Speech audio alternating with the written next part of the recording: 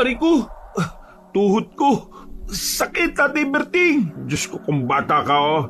Ano ka ba naman? Ang liwanag ng paligid, oh. At saka, wala ka namang nakakasalubong, ah. Ikaw talaga, Andoy, kahit kailan, napakalampa mo. Hindi nga ako nahuhulog sa hagdan na yan, eh. Sa susunod, mag-iingat ka kasi. Opo, Inay. Pasensya na po kayo, ah. Pinagpalang araw po, Kabanong. Tawagin niyo na lang po kong Andoy. Hindi ko tunay na pangalan. Ang kwentong ibabahagi ko ay nangyari sa akin noong binata pa ako at nang nabubuhay pa sina Tatay Berting at Nanay Pinang. Dahil madalas akong natutumba o nahuhulog, halos lampa na ang itawag sa akin ng mga tao. Maging ako'y hindi ko alam kung bakit napakahina ng tuhod ko.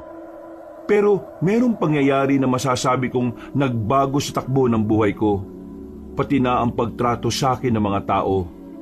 Kabanong, mga kabangers at mga kayanggaw, ito ang aking kwento. Bago nga pala magsimula ang ating kwento, sana'y mapindot nyo muna ang subscribe button at ang notification bell para lagi kayong nanonotify pag may bago tayong mga kwento. Pakibisita at pakisuportahan na rin ang iba pa nating mga channel. Ang Pamela Clamil Channel at ang Kabanong version 2.0. Kung wala sa mga nabanggit ko ang channel na mapapakinggan nyo na nagnanarita ko, yung channel na yon ay malamang ninakaw ang ating mga audio recordings. Huwag po nating suportahan. Mag-unsubscribe tayo dito. Naglalambing ako sa inyo na sanay yung 3 channel lang ang ating suportahan. At huwag nyo rin kalilimutan mag-like at comment. Napakalaking tulong po ito sa ating channel para mas makapagatid pa kami sa inyo ng mga magaganda at mga nakakapangilabot na mga kwento. At ngayon, sa ating pagpapatuloy. Oh, bakit may dala kang balde? Saan ka pupunta? Sa balon? Opo, magigip po ako ng tubig. Inutusan po kasi ako ni nanay eh. O siya, mag-iingat ka ha. Mamaya, baka dahil dyan sa kalampahan mo mahulog ka pa sa balon. Hindi naman po siguro, Tay. Wag po kayong mag-alala. Magdodoble ingat po ako.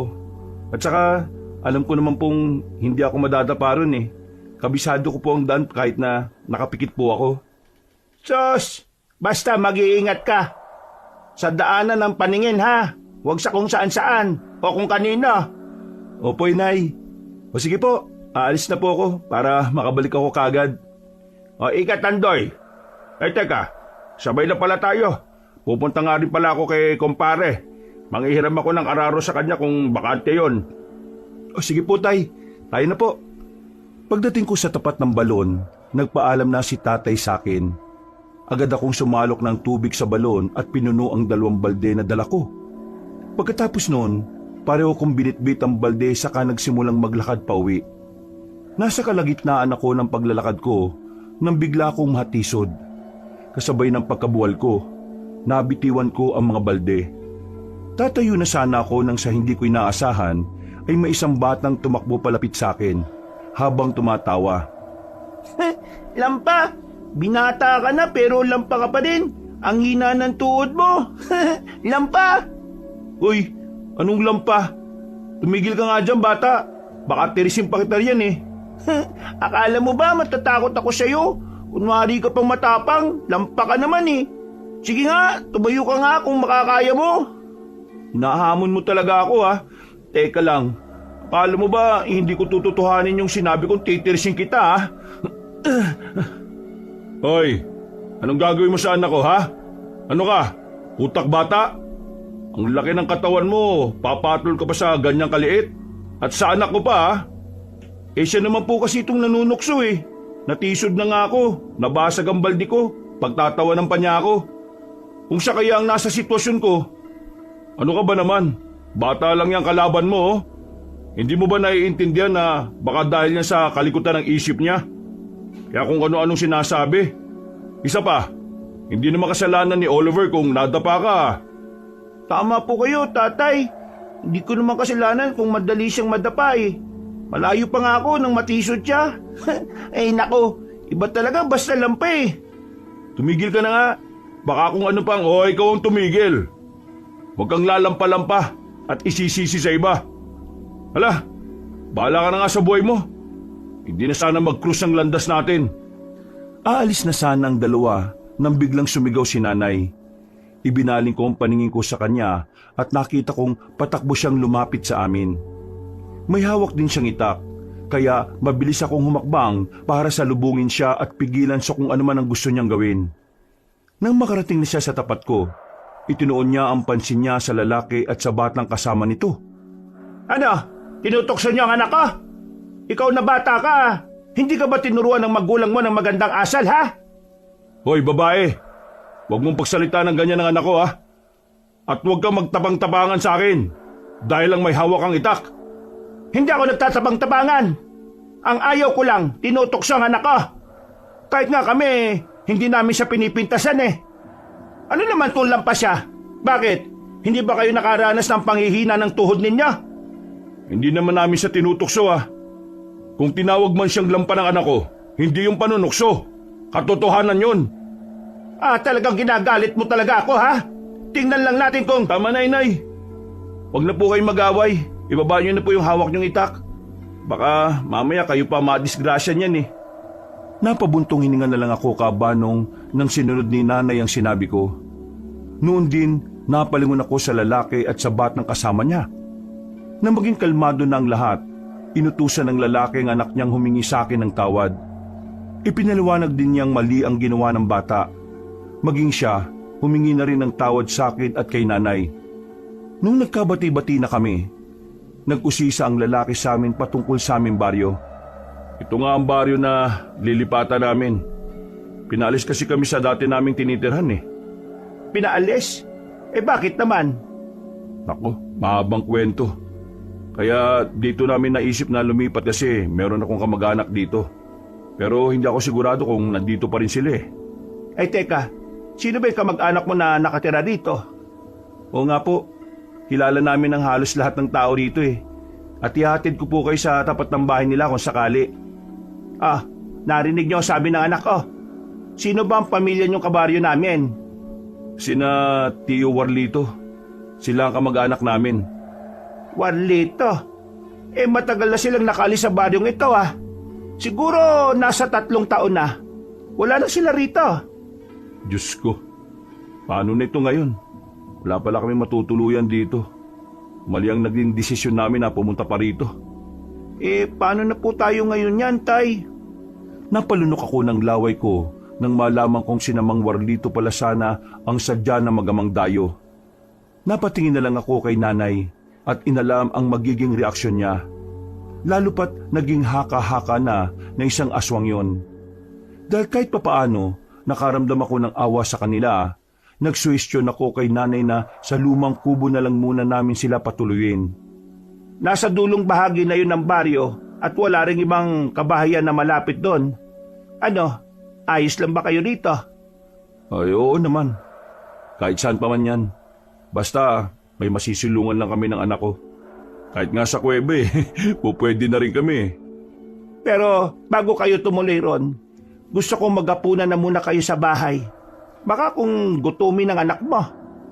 Naku, nakakahiya naman ho sa inyo. May mga kamoting kahoy pa ba kayo sa paligid ng kubo? Kahit yun na lang ang iihawi namin. Pwede na ho yun. Nakakahiya naman sa inyo. Saluhan nyo na lang kaming 3. Ako, itong si Andoy at ang asawa ko si Berting. Ay siya nga pala, ako si Pinang. Ako naman ho si Patricio. At itong anak kong si Oliver. Ano, sasama na ba kayo sa amin? Oo, wag na ho. Ayos na kami sa kamoting kahoy. Kung meron kayong saging dun, kung po pwede, manghihingi na rin kami. Hindi na nagawang pilitin ni nanay sinamang Patricio. Pumayag na lang siya sa gusto ng magamang dayo. Itinuro na rin namin kung saan bandang naroroon ang saging na pwedeng anihin para meron silang pandagdag na pagkain. Dinala ni nanay pauwi ang mga basag na balde. Inutusan naman niya akong samahan na magama. Kaya sinunod ko yun. Pagdating naming 3 sa tapat ng lumang kubo, ito po yung kubo namin. Pasensya na po kayo ha. Pero malinis po yan sa loob. Diyan kasi kami nagpapahinga kapag pumupunta kami rito. Salamat Andoy. Pasensya ka na kanina ha. Ito kasi si Oliver napaka-alaskador Pasensya na po kayo, Kuya Andoy. Nadala lang po kasi ako kanina. Kitang-kita ko kasi kung paano kayo nabuwal Basta anak, huwag mo nang uulitin yon ha. Hindi lang kay Kuya Andoy mo, pati na rin sa ibang tao. Masama yun, Oliver. Alam mo na pati ako mali rin. Dahil sa halip na sitahin kita kinonsinti pa kita. Ang importante po, Mang Patricio, may natutunan po si Oliver. Tsaka kalimutan na po natin yung nangyari. Teka, ang saging na saba po pala. Nandyan lang sa unahan. Kayo na lang po ang bahalang kumuha huwag ka mag-alala, Andoy. Kami nang bahala rito. Sige po, bukas pupunta kami rito para makapag-usap naman po tayong lahat. Magpahinga na po kayo rito May gasera rin po dyan sa loob. Sige. May dala naman akong posporo rito Salamat Nagpaalam na ako kina Mang Patricio Cabanong. Nang nagsimula na akong maglakad pauwi, binuksan na rin nila ang kubo saka pumasok doon. Habang pauwi ako, naisip ko ang patungkol sa Magamang Dayo. Nakaramdam ako ng kakaibang kaba nang maalala kong kapamilya pala nila si Mang Warlito. Pagdating ko sa bahay, narinig ko ang boses ni nanay at tatay na nag-uusap. Dahil doon, sa halip na pumasok sa sala, nagpa siya akong umikot para doon sa kusina dumaan. Ewan ko nga ba kung bakit naging ganyan si Andoy Habang tumatanda siya, parang mas nagiging lampalalo. Oo nga, Berting. Lahat naman ng masusustansyang pagkain pinapakain natin sa kanya simula nung bata pa siya. Ewan ko na ba kung ano nang mali sa kanya? Ay nako, kung hinayaan mo lang sana ako na isama siya sa mga lakad ko nung bata pa siya baka naging mas matibay ang tuhod niya. Ikaw kasi ginawa mong babae ang anak natin. Bakit mo ba ako sisisihin? Kasalanan ko ba kung naging ganyan siya? Hindi naman At saka, pinoprotektahan ko lang ang anak natin. Oo nga. Alam ko naman na mahal mo lang si Andoy. Pero sige, huwag ka mag-alala. May nabanggit si kumpare na isang albularyo. Magaling daw yon at nakatira lang sa kabilang baryo. Oy, anong plano mo? Gusto kong dalhin sa kanya si Andoy. Baka kung meron namang may tutulong yun Kailangan malunasan natin ang pagiging mahina ng anak natin. Baka sa susunod, sugurin pa tayo ng aswang dito at hindi siya makapanlaban. Hay nako, aswang na naman. Kung totoo mga yan, bakit wala pa ako nakakasagupa? Kung ako sa'yo, huwag mo nang pangarapin pa. Baka kung ano pang magyari sa'yo kapag nakaharap mo yung aswang. Nasa ganung usapan ng magulang ko nang magpasya akong pumunta na rin sa sala para lapitan sila. Agad naman silang napalingon sa akin nang tanungin ko si tatay patungkol sa nabanggit sa kanyang albularyo. Noon din, naupo ako sa tabi ng mga magulang ko para makisali sa usapan nila. Sinabi sa akin ng kumpare ko na marami nang napagaling ang albularyong yon. Wala namang masama kung susubukan natin, hindi ba? Baka kung doon ka pa nga gumaling, Andoy. Sige po, tatay. Payag na po ako. Gusto ko rin naman pong magkaroon ng matibay na tuhod Saka ayaw ko rin pong tinutokso na lampa. Nakakaya po kasi, sa edad kong ito, parang bata pa rin ang tuhod ko. Huwag ka mag-alala. Kapag nagamot ka na at gumaling ka, sigurado na magiging matibay rin ang tuhod mo, anak. Ay nako, hindi naman sa tutol ako dyan sa plano nyo Pero para sa akin si Andoy lang mismo ang makakatulong sa sarili niya. Konting ehersisyo lang kada umaga, siguradong lalakas din siya at hindi na magiging lampa. Susubukan ko po, Inay. Pero magpapatingin po ako sa albularyo Baka po kasi kung kinukulam na ako kaya nagiging ganito ako Ay nako, ikaw talaga, Andoy Kung ano-ano na iniisip mo Sige na, sa mga susunod na araw pupunta tayo sa albularyo. Aalamin natin kung anong kalagayan mo at kung ano ba ang posibleng lunas. Maraming salamat po, Itay. Walang anuman.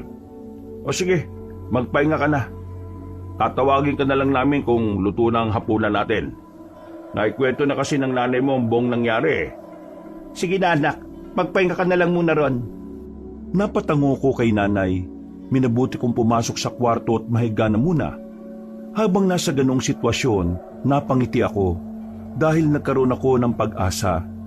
Maging ako man, hindi ko ginustong maging lampa, lalo pat binata na ako. Dahil sa kakaisip ko, tuluyan na ako nakatulog. Nagising na lamang ko nang tawagin ako ni nanay para maghapunan. Habang kumakain, napagkwentuhan namin ang mag-amang dayo. Pati na ang kabaryo namin pupuntahan sana nila. Baka kung mababait naman sila eh. Saka, baka hindi rin nila alam ang patungkol kay Mang Warlito. Baka nga, Berting. Isa pa, hindi naman napatunayang aswang ang matandang yun, hindi ba?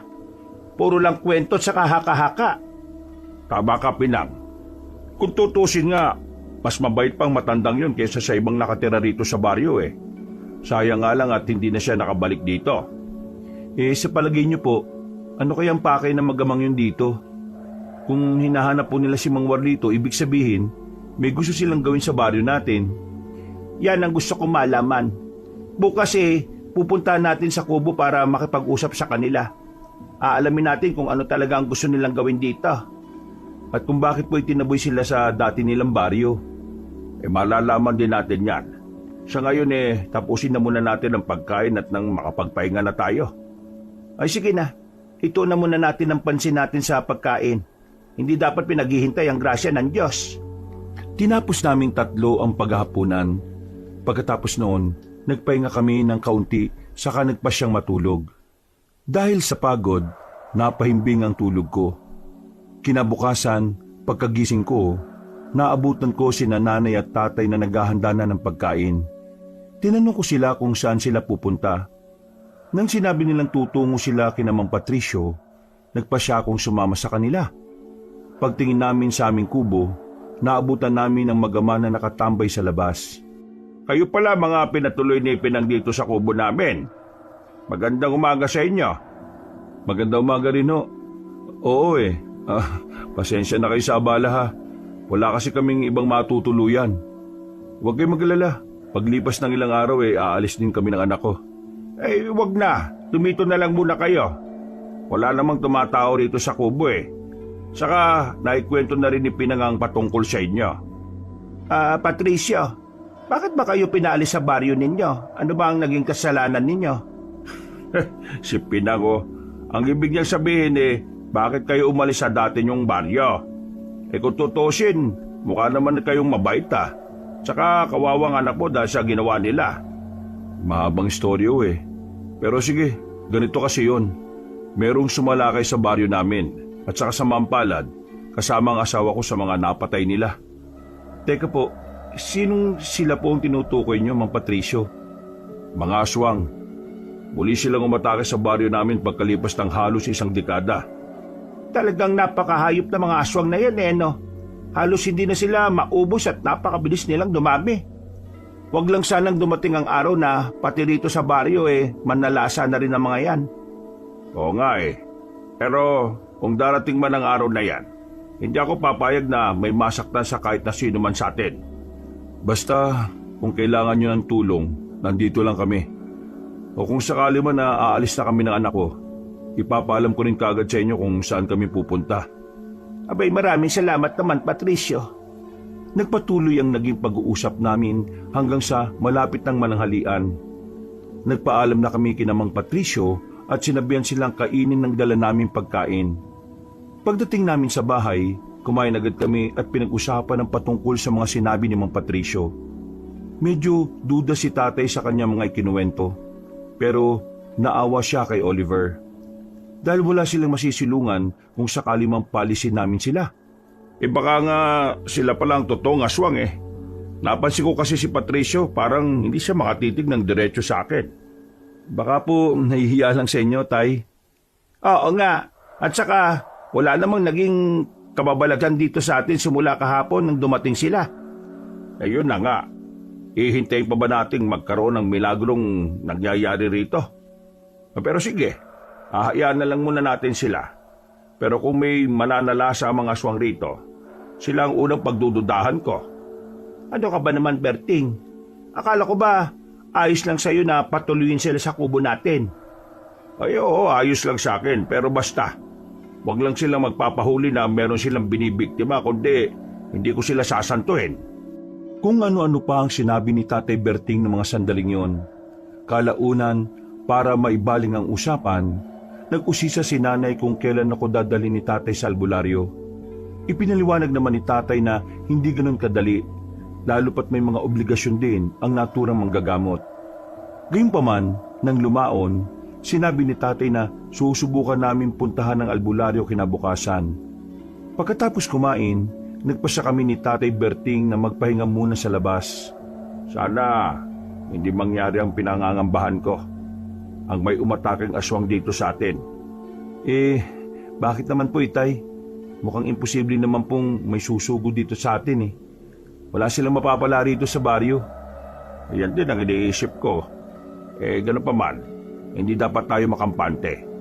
Kung totoo man o hindi ang sinasabi ni Patricio, siguradong makakaapekto pa rin yun sa presensya ng mga aswang dito. Paano naman po niyo nasabi yan, Itay? Kung totoong inatake sila ng mga aswang at nakatakas sila, siguradong hahabulin sila ng mga yon. At kung sila mismo ang aswang, mag-aasik sila ng takot dito. Lalo pat wala pang gaanong nakakakilala sa kanila. Mas mabuti siguro kung magmamatsyag na lang po muna tayo sa paligid. Kahapon lang naman po sila nagpunta rito eh. Tama ka, anak. Pero wag ngayong gabi. Aalis pa tayo bukas para patingin sa albularyo yung kalagayan mo. Sige po. Sana nga merong gamot dito eh. Kung nga po ba kung bakit nangihina ang tuhod ko. Lalo na kung nagmamadali ako o nakakaramdam ng tensyon. Sige lang. Magiging matibay rin yan. Maghahanap tayo ng lunas dyan, Andoy. Maraming salamat po, Tay. Walang anuman, anak. Nanatili kami roon ni tatay ng ilang oras hanggang sa pareho na kaming nakaramdam ng antok. Saktong pagkapasok namin sa bahay, nakalatag na ang mga banig nila ni nanay. Pumasok na rin ako sa kwarto ko, sa kami nabuting magpahinga na muna. Makaraan ng ilang minuto, tuluyan na rin akong nakaidlip. Kinabukasan, maaga kaming umalis ni tatay para pumunta sa kabilang baryo. Hinanap namin ang bahay ng albularyo at sa kabutihang palad, natagpuan din namin yon. Alam ko kung anong kayo ninyong dalawa rito. Dito kayo para hanapan ng lunas sa kalagayan ng binatang yan. Tama po kayo, Tandang Isabelo. Magagamot niyo po ba ako, Tandang Isabelo? Medyo nakakaya po kasi. Isipin po ninyo, sa edad kong ito, napakahina pa po ng tuhod ko. Halos araw-araw nadadapa po ako eh. Sandali, titignan natin sa pamamagitan ng tubig sa planggana kung ano ang naging sanhi ng pagiging ganyan mo. Sige po. Hindi. Mukhang wala ng lunas sa kalagayan mong yan. Pero hindi ko makita kung ano ang totoong rason. Parang may humaharang sa kakayahan ko. Ano pong ibig niyong sabihin, Tandang Isabelo? May mas malakas na kapangyarihang humaharang sa akin. Hindi ko malaman kung ano. Pero nararamdaman kong merong dapat gampanan ng binatang ito. Pero sa oras na gampanan niya yon, mananagay sa panganib ang mga mahal niya sa buhay. Ano pong tinutukoy niyo, Tandang Isabelo? May kung anong nakatanim dyan sa loob mo na kusang gagana kapag nasa panganib ka. Hindi ko lang masabi kung anong uri ng mutsa ito. Pero mag-iingat ka. Kapag nagsimula ka ng makisawsaw sa gulo, kailangan mong tapusin ito. Dahil kapag hindi, mauubos kayong lahat. Ano pong klaseng pananalita yan, Tandang Isabelo? Tinatakot mo ba kami? Hindi mo nga masabi kung anong misyon ni Andoy eh. Hala, mas mabuti pang umuwi na kayo. Nararamdaman kong may panganib na paparating sa mga liblib na baryo. Maganda na lang kayo para mailigtas ang mga sarili ninyo. Dahil bigo kami ni tatay na makahanap ng lunas, nagpasya na lang kaming umuwi. Pagdating sa barangay namin, sinabi namin kagad sa mga kalugar namin ang naging babala ni Tandang Isabelo. Nagkibit-balikat na lang sila. Kaya sa halip na ipilit ang sinasabi ng albularyo, minabuti namin ni tatay na umuwi na lang. Ikinuwento namin kay nanay ang sinabi ni Tandang Isabelo, pero pati siya hindi naniniwala. Kapinaglalaroan lang kayo ng albularyong yan. Kung manggagamot siya, di sana nalaman niya kung ano ang posibleng dahilan ng panghihina ng tuhod niya, Andoy. Sa bagay, baka hindi albularyo ang kailangan natin. Baka totoong doktor. Ay naka, kung totoo man ang sinasabi niya o hindi, ang pagtuunan na muna natin ang pansin sa ngayon yung posibleng panganib na dala ng mga aswang. Ay bakit? Pati bang albularyong yon? Sinasabing aswang sina Patricio? Hindi po, Nay. Wala naman pong nabanggit na ganun si Tandang Isabelo. Pero pinag-iingat po niya tayo sa posibleng pananalasa ng mga aswang sa lugar natin. Lalo na raw po rito sa baryo. Kung totoo man ang sinasabi ng albularyo, sigurado namang makakaya ng mga kalalakihan dito sa baryo ang mga yun eh. Yun na nga ang problema. Hindi sila naniniwala sa sinabi namin. Baliwala lang sa kanila eh. Eh kung ganon, bahala sila. Kung totoo man o hindi ang sinabi ng matandang albularyo, kailangan maging handa pa rin tayo. Tama ka, Pinang. Kaya ngayon din mismo, kukuha ako ng mga pangontra sa gubat. Paliligiran natin ang baging ng makabuhay ang bakuran natin. Tingnan na lang natin kung makakapasok pa sila. Noon din, niyaya ko ni Tatay para manguha ng baging na makabuhay. Nang medyo marami na ang nakuha namin, nagpasya na kaming umuwi. Isinabit namin sa bakod ang mga baging para maging pangontra sa mga aswang. Kinagabihan, maaga kaming nakatulog. Kampante kami na kung aatake man ang mga nilalang na yon, hindi sila madaling makakapasok sa aming bakuran. Bandang 12:00 ng hating gabi, nagising ako dahil sa langit-ngit ng panara ng bintana. Naabutan kong nakasilip sa labas si Tatay. Kaya bumangon ako saka lumapit sa kanya. Tay, ano pong meron sa labas? Bakit po parang may tinitingnan kayo riyan? Hindi ako sigurado kung ano, Andoy eh. Pero may nakita akong nilalang na gumagalaw. Parang papunta yun sa manukan natin eh. Ano kaya kung tingnan po natin? Baka aswang na yun, Tay. Sigurado na aatakin niya yung mga manok natin dun. Yan nga din ang iniisip ko eh. Tara, tingnan natin sa labas at baka kung ano pa yung mangyari sa mga manok natin. Sige po, Tay. Sandali lang po't kukuha ko ng itak. Ay sige, kunin mo na rin yung itak ko. Hindi natin alam kung ano talaga ang sadya ng nilalang na yun eh. Baka hindi lang manok ang pakay niya rito sa atin. Oo nga po, Tay. Nakalimutan po kasi natin lagyan ng baging na makabuhay ang kulungan ng mga alaga natin eh. Yun nga ang problema. Pero sige lang, tingnan na muna natin kung anong nilalang na yun. Bukas, lalagyan ko na rin ng baging yung paligid ng kulungan. Kailangan makasiguro tayo na walang aswang na makakapasok at makakapambiktima rito sa atin. Nagmadali kami ni Tatay, pero nang ako na ang bababa sa hagdan, nangyari na naman ang inaasahan ko. Nahulog ako, at sa kabutihang palad, nagawa kong masalo ni Tatay. Napailing na lang siya sa akin, Kabanong, at nang makatayo na ako ng tuwid, muli naming ibinaling ang pansin namin sa kulungan ng mga manok. Dahil nag-iingay na ang mga alaga namin, patakbo kaming lumapit doon. Muntikan na akong madapa, pero nagawa ko ring ibalanse ang katawan ko. Ano ka ba naman, Andoy? Tumingin ka naman sa dinaraanan mo. Mabuti na lang walang matulis na bagay na nakausli sa lupa. Pasensya na po, Tay. Bigla-bigla na lang po kasing nalalambot yung tuhod ko eh. O yan ay, ayos ka na ba? Hindi na ba nanginginig ang tuhod mo? Baka mamaya matakasan pa tayo ng nandiyan sa kulungan eh. Hindi na po nanginginig, Tay. Tayo na po. Mukhang may naririnig nga akong angil eh. Baka sinisimulan na ng nilalang na kainin yung mga manok natin. Ay sige na, ihanda mo na yung itak mo. At baka kapag nakita niya tayo ibabaling niya sa atin ang atensyon niya. Sige po, Tay. Teka, naanin ko na po yung nilalang na nasa loob ng kulungan ng manok natin. Anyong tao po siya, pero sobrang itim po ng balat. Aswang yan, anak. Talagang ang nakarating na ang mga hinayupak na yan dito. Lapitan natin ang kulungan ng manok. Huwag ka lang gagawa ng ingay at napakatalas pa naman ang pandaman nila. Opo, Tay. Masusunod po. Naging maingat kami ni Tatay sa paglalakad hanggang sa makalapit kami sa kulungan ng manok. Nalaman namin na sinira niya ang pintong yun, kaya nakapasok siya. May ilang manok nang nakakawala, pero nakita naming 3 sa mga manok namin ang pinatay ng nilalang. Akmang papasok na sana si Tatay sa kulungan nang biglang napalingon sa amin ang nilalang. Inakala kong susugurin niya si Tatay, pero sinira ng aswang ang kulungan at nagmamadaling tumakas. Anak, ang aswang! Nakatakas! Kailangan mahabol natin siya at mapatay! babalik pa siya sa susunod at baka kung may iba pa siyang kasama. Sige po, Tay. Doon po siya pupunta sa gubat. Habulin ko po siya. Sige, sasama na rin ako sa iyo. Kailangan madakip natin yon. Pero mag-iingat ka ha. Baka matapa ka na naman ng wala sa oras. Huwag po kayong mag-alala, Tay. Hindi na rin naman po nanginginig ang tuhod ko eh.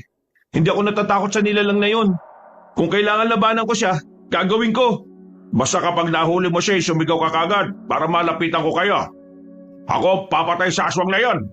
Sige po, Tay. Masusunod po. Mas nauna akong tumakbo kay tatay. Nang maaninag ko ang nilalang na malapit na makapasok sa kasukalan, mas binilisan ko pa ang pagtakbo ko. Nalaman kong mas mabilis akong makalapit sa kanya kung dadaan ako sa kanang bahagi, kaya lumihis ako ng landas na tinatahak. Mas lumakas pa ang kabog ng dibdib ko nang mapalingon sa akin ang nilalang at mapangisi. Nang malapit na ako sa aswang, napasigaw ako kay tatay. Itinaas ko na ang kamay kong may hawak na itak. Nang susugurin ko na sanang nilalang, bigla ako natisod sa nakausling ugat ng puno. Sakto namang nakalapit na sa akin si tatay. Nasaan ang aswang? Sinabi ko naman kasi sa'yo mag-iingat ka eh. Sige na, tumayo ka na. Pasensya na po kayo, Itay. Hindi ko po kasi nakitang may nakausling ugat ng puno eh. Isa pa po, bigla na naman pong nanghina ang tuhod ko. Ay teka, mukhang pumasok na po siya sa gubat. Ayos lang. O ano, mahina pa ba yung tuhod mo? Kung gusto mo, hintayin mo na lang ako rito. Ako nang hahabol sa aswang na yon. Hindi po, Tay. Sasama po ako sa inyo. Hindi ko po kayo iiwan. Mamaya baka may mga kasama pa yung nilalang na yun eh. Baka malagay pa kayo sa alanganin. O siya, sige. Hindi na nga lang ako lalayo sa'yo. Baka mamaya mas malala pa mangyayari sa'yo. Tara na. Sige po, Tay. Tayo na po. Ay, teka. May naririnig akong ingay sa bandang gitna ng gubat ah. Malamang yan na yung aswang na hinahabol natin. Doon tayo diretso. Gagawa tayo ng paraan para masukol yon. Sige po. Kung dayo dito ang aswang na yan, sigurado naman pong mahihirapan siyang makalabas dito. Tama ka, Andoy. Yan ang lamang natin sa kanya. At dahil dyan, madali natin siyang mahuhuli. Dumiretso kami ni tatay sa paglalakad hanggang sa makarating na kami sa bandang gitna ng gubat. Nang nandun na kami, iginala namin ang paningin namin sa paligid. Sinipat namin ang mga posible niyang daanan hanggang sa may mapansin akong likido sa mga tuyong dahon. Nilapitan ko yon, saka inamoy. At halos maduwal ako dahil doon. Ano ba yan, anak? Bakit parang nandidiri ka dyan, ha? Hindi ko po alam. Malapot po kasi ito eh, tapos napakalansa na ewan. Teka, mukhang meron pa po sa bandang unahan, oh. Aba, mukhang laway yan ng aswang, ah. Tingnan mo, may mga patak pa ng dugo. Sigurado na dyan siya dumaan papuntang kanluran. Sige po, Tay. Tayo na po. Yan na lang sundan natin para matuntun kaagad natin ang aswang na yon. Yan din ang naiisip ko.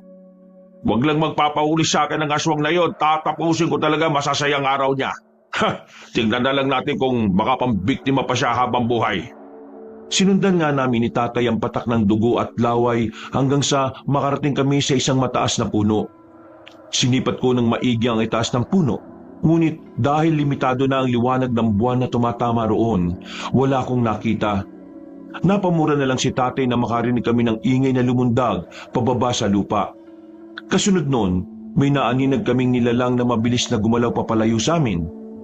Ang walang yang aswang na yon, matya-tsepoan ko rin yon. Hindi ako papayag na uubusin niya mga alaga natin. Kung alam po niya na marami siyang hayop na mabibiktima rito, sigurado po na babalik siya dito, Tay. Sigurado yan, anak. May mga nambibiktima na nga rin sa ibang baryo eh. Baka siya rin yung aswang na yon. Bakit po kaya hindi nila mahuli yung nilalang na yun, Tay? Kung marami ang tao na tumutugi sa kanya, mas madali sana siyang madadakip eh. Yan din ang iniisip ko. Baka naman natatakot ang mga tao sa kanya. Sa bagay, nagawa nga niya makatakas mula sa ating dalawa eh. Kung hindi lang sana ako naging lampa, sana naabutan ko siya kanina. Walang yari naman kasi itong tuhod ko eh. Parang tuhod ng isang bata. Huwag mo lang sisihin ang sarili mo, anak. Wala ka namang kasalanan eh. Hayaan mo, makakahanap din tayo ng gamot dyan. Hindi ako susuko sa pagtatanong sa mga kakilala ko kung ano ang posibleng paraan para maging matibay ang tuhod mo. Maraming salamat po, Tay. Sana nga po malunasan na ito para hindi na po ako maging katawa-tawa sa baryo natin. Pati mga bata, parang hindi na ako ginagalang eh. Pagalitan mo kasi. Huwag mo silang hayaan na hamakin ka lang nila ng ganun-ganun na lang. Kung gusto mo, pwede mo naman silang batukan eh. Huwag na po, Itay. Baka kung ano pang isipin nila. Umiwas na nga lang ako sa kanila eh. Dahil nakatakas na ang aswang, nagpasya na kami ni tatay na umuwi na lang. At habang naglalakad, napagkwentuhan namin ang mga naging karanasan ko simula pa noong bata pa lang ako. Napailing na lang siya nang malamang ilang beses din akong inaway ng mga kabaryo namin dahil sa pagiging lampa ko. Pagdating namin sa bahay, nagkasundo kaming ayusin na muna ang sira ng kulungan. Itay, sa palagay nyo, sino kayo yung aswang na nananalasa rito sa atin? Para po kasing alam niya ang bawat sulok ng baryo natin eh. At saka alam din niya kung kailan at saan siya aatake. Yan ang hindi ko rin alam, anak. Pero malakas ang kutob ko na kung hindi man si Mang Morlito ang aswang, baka yung bagong salta sa lugar na ito. Paano po mangyayari yun, Tay? Kung aswang si Mang Patricio, iiwanan po ba niyang mag-isa yung anak niya para lang mambiktima? Posible. Pero baka nga kung magkasama pa sila eh. Simula kasi nung makita ko yung lalaking yon, pakiramdam ko merong kakaiba sa kanya. Hindi ko lang talaga matukoy kung ano yon. Ano po ba yung binabalak niyo, Tay? Gusto ko sanang matyagan sila. Wala namang masama kung gusto natin sila makilala ng lubusan, hindi ba? Mangyayari lang yon kung hindi nila alam na nagmamatsyag tayo sa kanila. Sige po, kung yan ang gusto niyo, yan ang gagawin po natin. Pero kailangan na maging sikreto lang natin to, ha? Hindi mo naman sasabihin sa nanay mo. Sigurado ako na magagalit yun sa atin. Sige po, Tay. Hindi po ako magkukwento sa kanya sa mga plano natin. Mabuti naman kung gano'n, anak. Baka kung madulas ang dila niya at sabihin pa niya sa iba eh. Alam mo naman yung nanay mo. Opo, naiintindihan ko po kayo, Tay. Pangako po, hindi ko sasabihin sa kanya. Nang matapos na kami sa pagkukumpuni ng nasirang bahagi ng kulungan, nagpasya na kami ni tatay na pumasok sa bahay. Sa hindi ko inaasahan, muling nanghina ang tuhod ko at nabuwal ako sa sahig. Dahil sa nagawa kong ingay, napakunot-no pa siya nang makita niya kami ni tatay na kapapasok pa lang sa bahay. Hindi na sana namin sasabihin sa kanya kung saan kami nanggaling, pero naging mapilit siya sa pag-uusisa sa amin. Hindi kaya nakabalik na si Mang Warlito rito? Siya lang naman dati ang bantog na aswang sa lugar natin eh. Baka gumaganti siya sa atin. Ay, Diyos ko. Natatakot ako sa mga posible pang mangyari, Berting. Wala kang dapat nakatakutan. Kung totoo mang nakabalik na siya, siyang dapat na matakot sa atin. Hindi mo naman maalis sa akin ang takot. Alam mo naman na palagi akong nag-aalala sa kaligtasan ninyo. Wala kang dapat na ipag-alala. Makakaya namin labanan ng aswang na yon. Makakaya? Nakawala nga sa inyo yung aswang na pumasok sa kulungan ng manok natin eh. Hayaan mo na. Kapag naulit pa ang pangyayaring to, hindi na ako papayag na makakawala ulit yon. Ako din po, Itay. Masisiguraduhin ko na pong hindi ako matitisod o madadapa. Tungtuhod ko lang naman po ang problema eh. Tutukan mo kasi ang pag-eehersisyo para dyan sa tuhod mo. Kapag nasanay na yan, magiging matibay na rin yan. Alam mo, Pinang, pati nga yung albularyo halos wala rin alam patungkol dyan sa tuhod ng anak mo na yan eh. Tayo pa kaya? Ay siya, tama na muna kwentuhan. Malalim na ang gabi. At hindi na rin siguro babalik ngayon yung nilalang na yon. Kaya matulog na muna tayo. O siya, sige. Andoy, matulog ka na at maaga pa tayong gigising ha. Simula bukas mag-eehersisyo ka na. Tututukan na rin natin ang pag-aaral mo ng pakikipaglaban sa mga nilalang na yon. Sige po, Itay. Natulog na nga ako pagkatapos kong sumagot kay tatay. Kinabukasan, maaga kaming nagising. Pinag-ehersisyo niya ako at tinuruan kung paano makipaglaban. Naging ganun ang gawain namin ni tatay bago kami pumunta sa bukid. Kahit papaano, napansin kong naging matibay na rin ang tuhod ko at hindi na ako kadalasang nadadapa. May ilang bata pa rin nangungutya sa akin pero gaya ng dati, hindi ko na sila pinapatulan. Isang umaga, Ganyan nga, anak. mas naging mahusay ka na kaysa sa nung unang araw ng pagsasanay mo. Napansin ko rin na naging mas matibay na ang tuhod mo. Hindi ka na nadadapa palagi. Oo nga po, Tay. Saka kahit papaano, mas nadagdagan po yung kumpiyansa ko sa sarili ko. Sigurado po na hindi na rin ako tutuksoy ng mga kabaryo natin. Nakakatiyak ako, anak. Baka nga kung hahanga pa sila sa iyo eh. Ngayon, handa ka nang makipaglaban sa mga aswang. Ipagdasal na lang natin na sana hindi na maging mahina yung tuhod mo kapag nasa panganib na tayo. Hanggang ngayon nga po, yan pa din ang naiisip ko eh.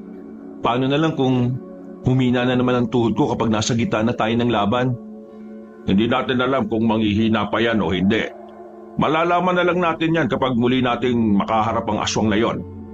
Tinapos ko ang pag-iinsayo ko sa kasumama na kay tatay papunta sa bukid para tulungan siya. Nang matapos na kami sa gawain namin doon, nagpasya na kaming umuwi. Subalit sa halip na dumiretso sa bahay, sinabi ni tatay na pumunta kami sa lumang kubo namin kung saan nananatili ang dayong magama. Nung naroon na kami, minabuti namin na magtago na lang upang matyagan sila. Sakto namang nagkukwentuhan silang magama, kaya nakinig kami ni tatay. May mga naririnig akong ingay kagabi sa paligid eh. Kung hindi ako nagkakamali, aswang yon. Ano pong gagawin natin, Tay?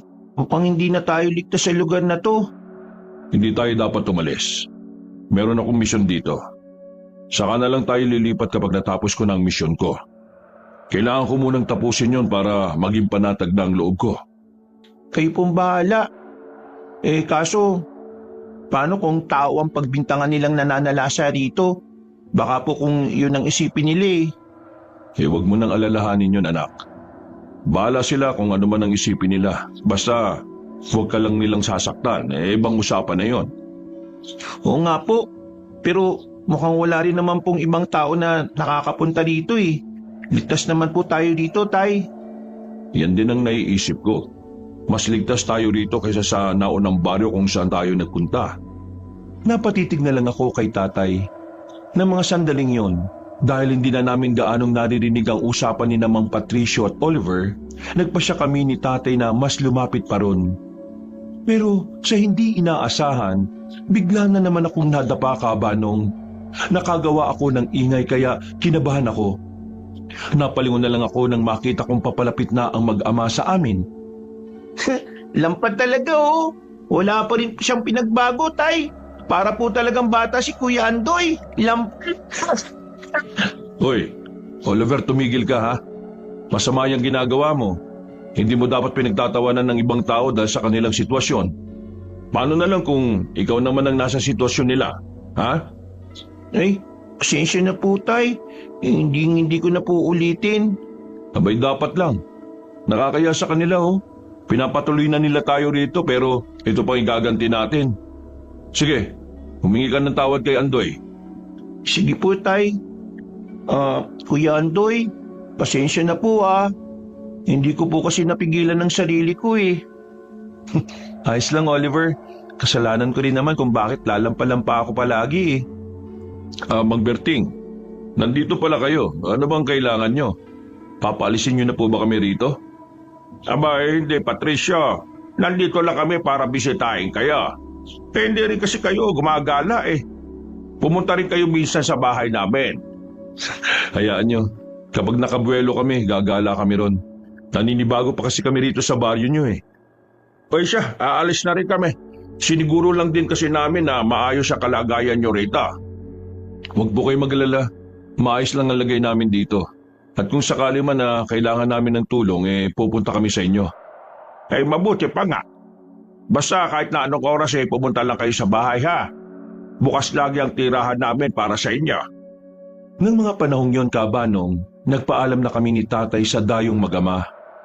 Bago kami tuluyang umalis, iginala pa namin ang paningin namin sa paligid. Nang wala kaming napansing kakaiba, tuluyan na kaming umalis doon at nagsimulang maglakad pauwi sa bahay namin. Wala ka bang napapansin kay Patricio?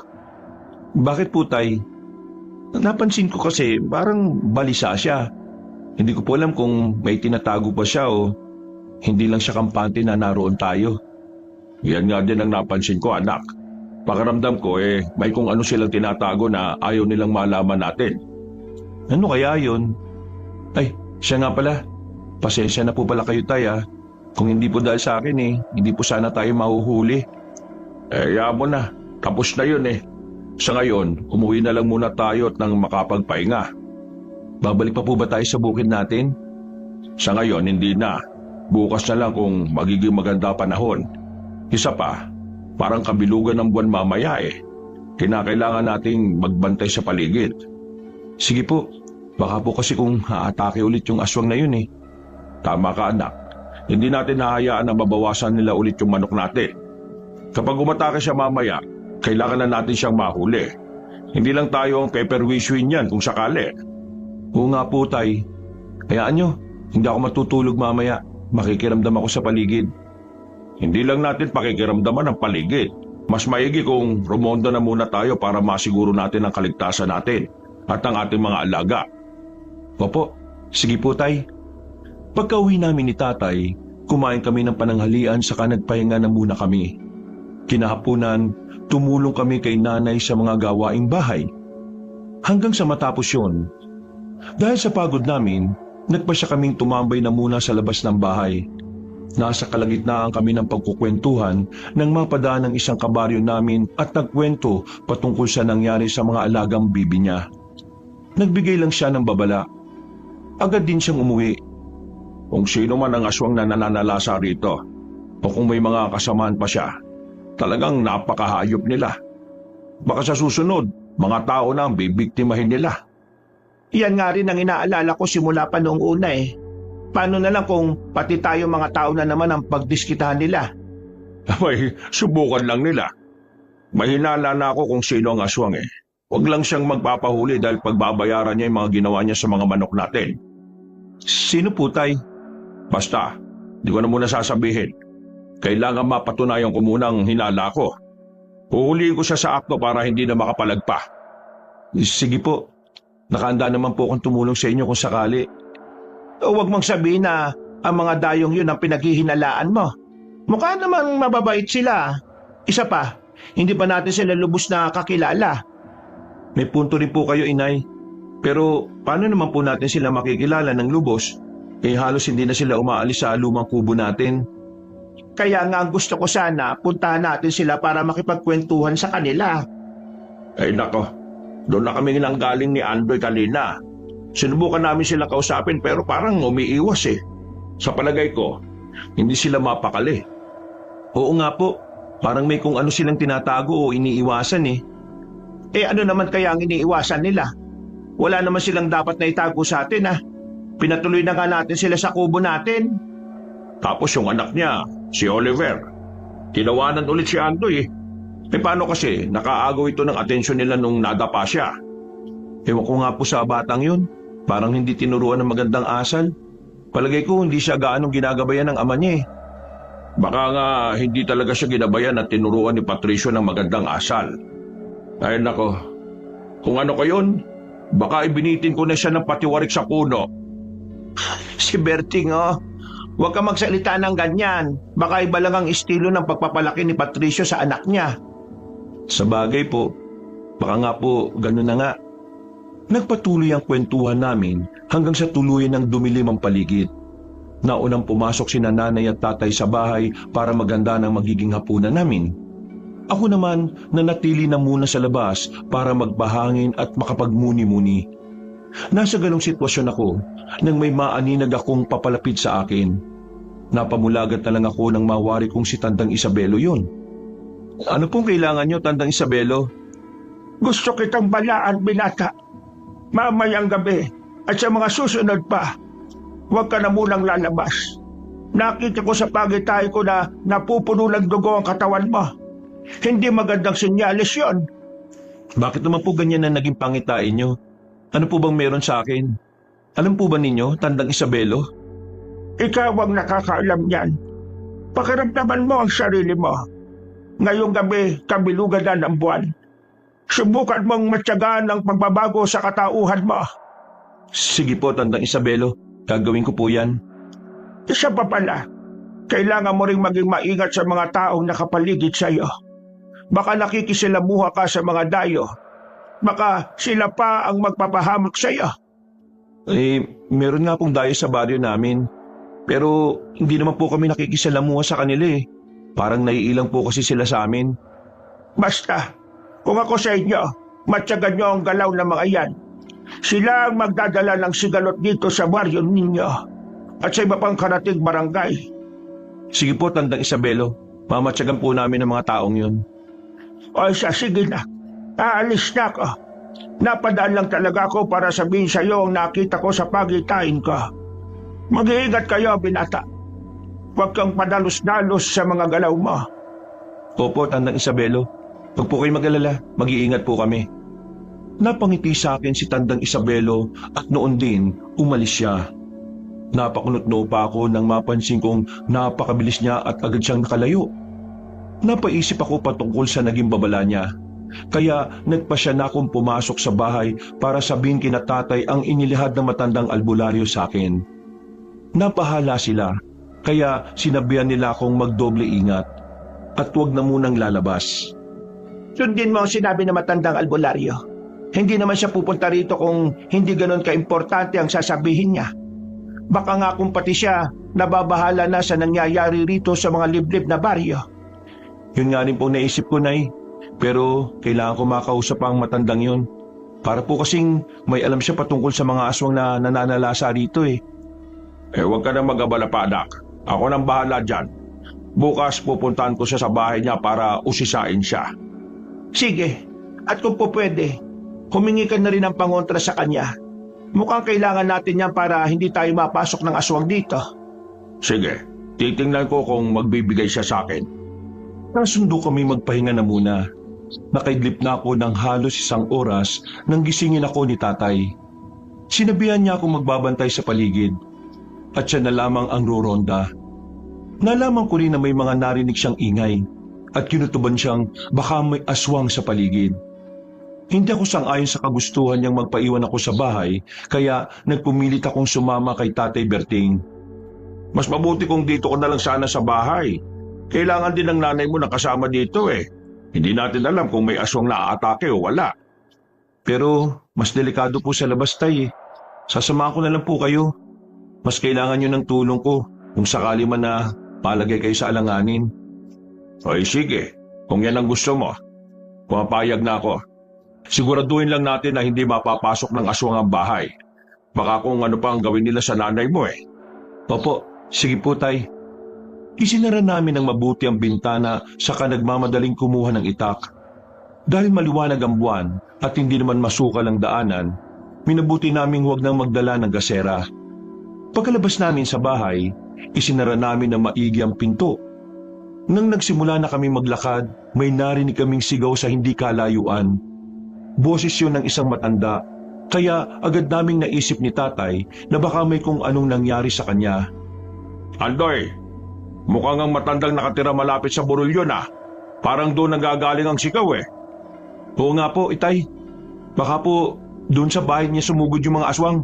Kailangan mapuntahan po natin siya at matulungan. Tama ka, Andoy. Kung nagsisimula na silang mambiktima rito, sigurado na magiging sunod-sunod na yon kung walang pipigil sa kanila.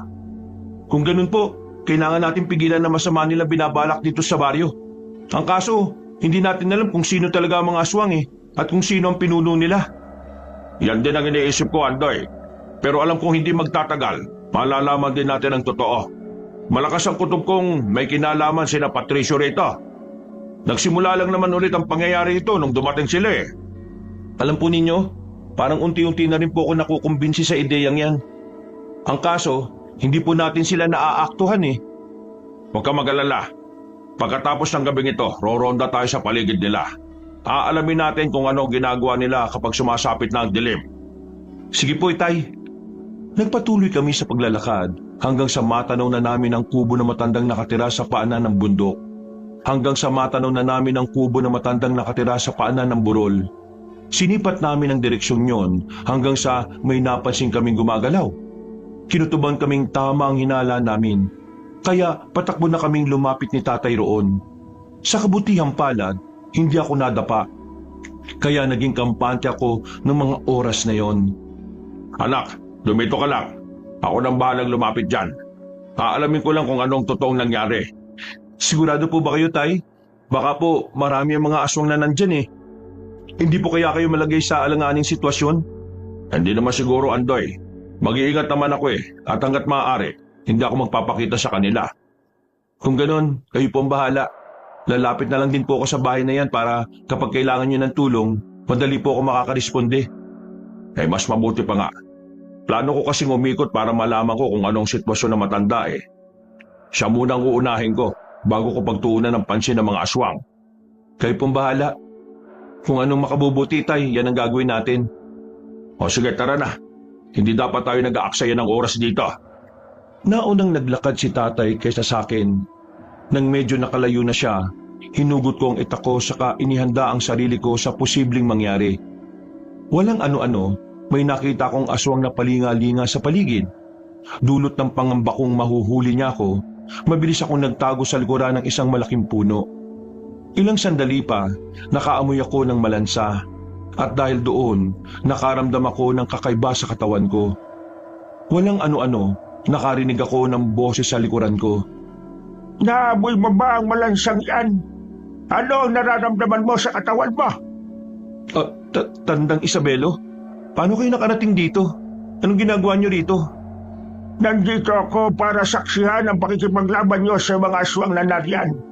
Sa ngayon, baka napatay na ng mga aswang matandang nakatira dyan sa kubo. Paano niyo po nalaman na may aswang dyan?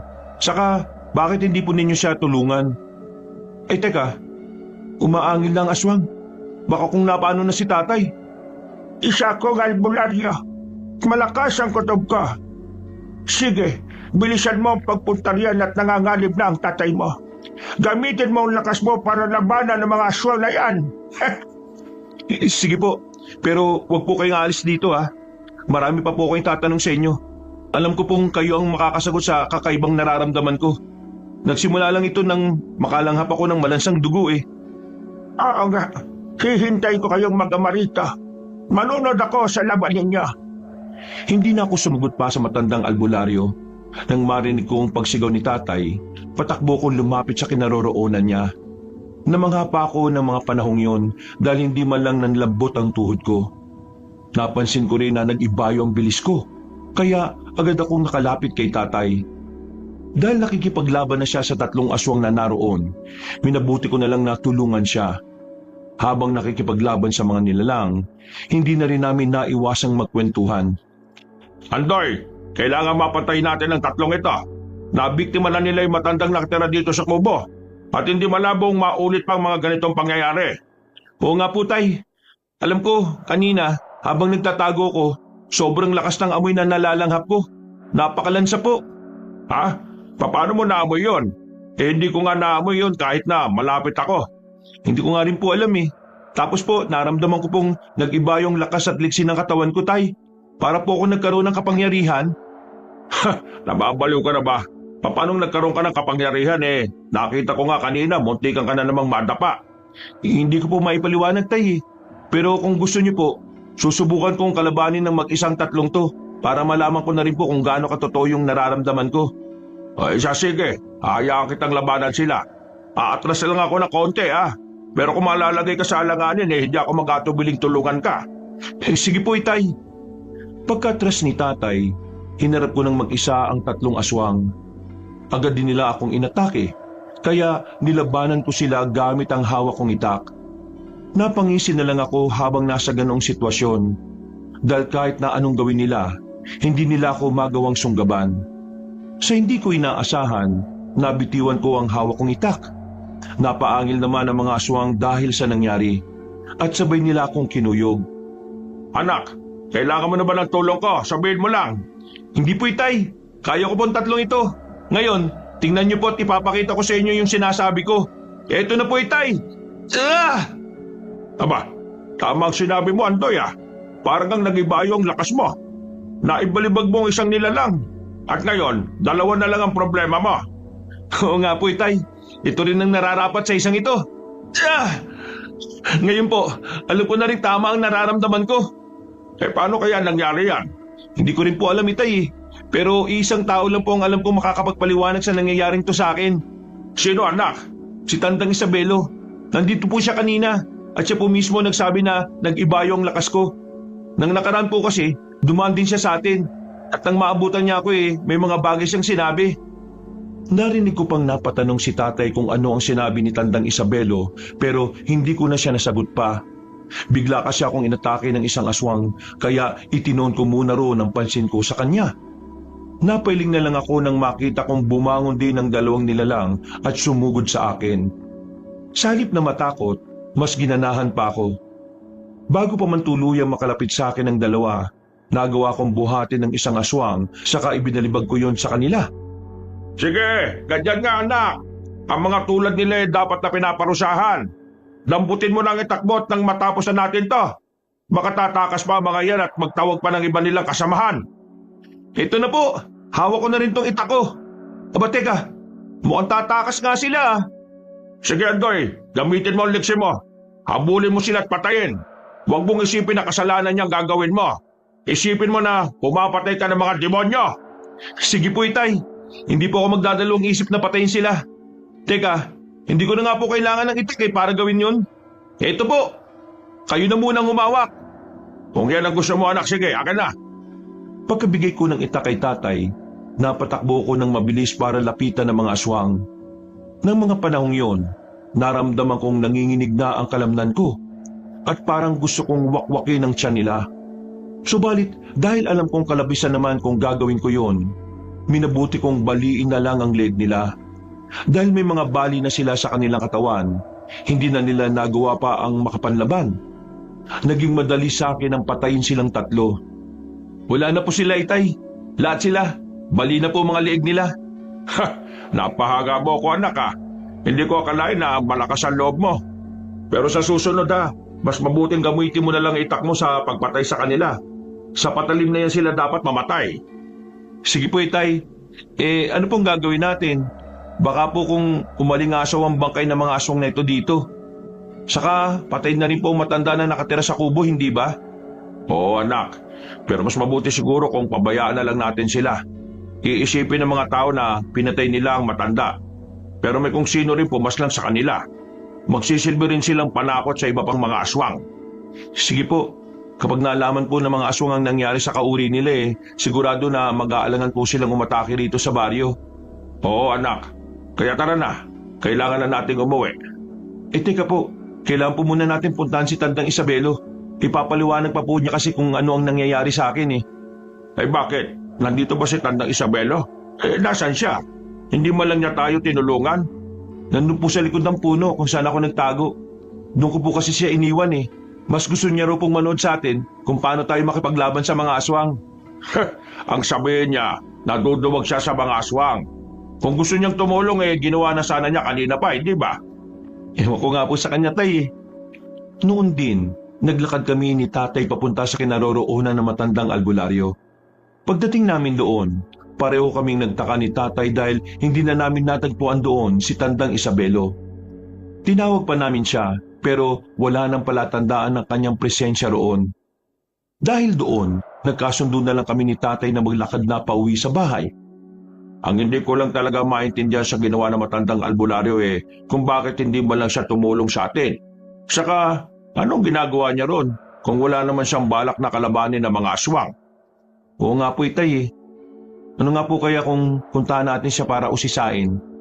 Hindi po ba hihingi rin tayo ng pangontra sa kanya? Sasama na lang po ako sa inyo. O siya, sige. Pero sa ngayon, mas mabuting magpahinga na muna tayo. Isa pa pala, maligo na muna tayo sa balon. Baka kasi magising ang nanay mo, usisain pa kung anong ginawa natin Sige po tay. Kumakapit po kasi sa balat ko yung lansa ng aswang na yun Isa pa po, nagtilamsikan kanina yung mga dugo nila. Basta, kung kailangan lumabas tayo para tugisin ang mga aswang na yan gagawin natin. Hindi tayo papayag na may iba pa silang mabiktima dito sa baryo. Sige po tay, magbabantay na po tayo sa paligid gabi-gabi. Pagka-uwi namin, naligo na muna kami ni tatay. Maswerte na nga lang kami dahil mahimbing ang naging tulog ni Nanay Pinang. Dahil doon, nakapasok kami at nakaiga sa banig namin nang hindi siya nagigising. Kinabukasan, agad na umugong ang balita tungkol sa nangyari sa matandang biniktima ng mga aswang. Naging palaisipan din sa kanayo namin kung sino ang pumatay sa mga yun. Dahil sa nangyari, unti-unting napuno ng takot ang baryo namin at isang gabi. Roronda po ba tayo ngayong gabi, Tay? Mukhang wala na rin pong aswang eh. Kailangan, anak. Baka kung masalasyan tayo ng mga aswang na yon. Kahit pa na natatakot na ang mga taga rito na lumabas, kailangan pa rin natin makasiguro. E di kung ano po ang gusto nyo, Tay, yan po masusunod. O sige na. Huling pagroronda na muna natin dito sa baryo. Bukas ng gabi, pakikiramdaman natin ang paligid. Kapag tahimik naman pwede tayong magpahinga muna. Sige po, kung merong mga aatake ulit dito, ako na pong bahala sa kanila. Titiyakin ko pong hindi na ulit sila makakapambiktima pa. Tama yan, anak. Dapat hindi natin sila bibigyan ng pagkakataon. Mga aswang sila. At kung magiging mahina lang tayo at matatakutin, may magagawa nila tayong matalo. Oo nga po, Itay eh. Kaya nga po, sinisikap kong maging matapang ngayon. Hindi ako papayag na lamunin ako ng takot ko sa mga nilalang na yan. Ala, sige na. Kunin mo nang itak natin sa kalampara. Aalis tayo para rumonda sa paligid. Nang makuha ko ng itak, nagsimula na kaming rumonda ni Tatay. Inikot namin ang buong baryo. At sa kabutiang palad, wala kami nakasagupang aswang. Dahil doon, kampante na kaming wala ng aswang na susugod sa barangay namin para manggulo. Napagkasunduan na lang din namin ni Tatay na umuwi na sa bahay para makapagpahinga. Nasa kalagitnaan na kami ng paglalakad namin pauwi sa bahay nang may mga mabibilis na nilalang na dumaan sa gilid namin. Itay, ano po kaya yun? Bakit parang hangin lang sila kung gumalaw? Hindi ko po masyadong naaninagan eh. Kung hindi ako nagkakamali, yun na nga ang aswang na tinutugis natin. Baka tumakas sila at nagpunta sa ibang lugar. Ano pong ibig niyo sabihin? Lumipat sila ng lugar na pwede nilang atakihin? Kung ganun po, nagtagumpay tayo na protektahan ang baryo mula sa kanila? Tama ka, anak. Nagtagumpay tayo. Ngunit kung hahayaan natin na sa ibang baryo na naman mananalasa ang mga nilalang na yon, para na rin tayong natalo. Tama po kayo, Tay. Kaya kung magkakaroon sana tayo ng pagkakataon, siguraduhin na rin po natin ligtas sa mga taga-kabilang baryo. Pwede naman natin silang hayaan na lang. Opo, pero nakokonsensya ako kung hahayaan ko na lang sila. Sa ngayon, kailangan natin gawin kung ano man ang ating makakaya. Kung gusto mo, pupunta tayo ron. Ano, payag ka? Sige po. Kailangan na mapigilan natin ang nilalang na yun. Kung hindi sila magpapataboy sa atin, mas mabuti nang ubusin po natin sila. Oo, anak. Hindi natin sila bibigyan ng pagkakataon para lumaban pa. Patayin sila kagad. Pumunta kami sa kabilang baryo, pero nabigo kami ni Tatay na makita roon ang mga aswang. Hindi kami naging kumbinsido na walang mga nilalang roon. Kaya naghintay pa kami hanggang sa umabot na ng hating gabi. Dahil mag-isa lang si Nanay sa bahay, nagpasya na kaming umuwi na. Naabutan naming gising si Nanay at nakadungaw sa bintana. Kaya minabuti na naming ipaliwanag kung ano ang ginawa namin. Bakit kayo lumabas ng ganitong oras? Hindi ba nyo alam na napakadelikado ngayon? Baka matsyempuhan nyo yung mga aswang. Wala ka nang dapat na ipag-alala, Pinang. Lumabas nga kami sa karumonda para masiguro na ligtas ang paligid natin.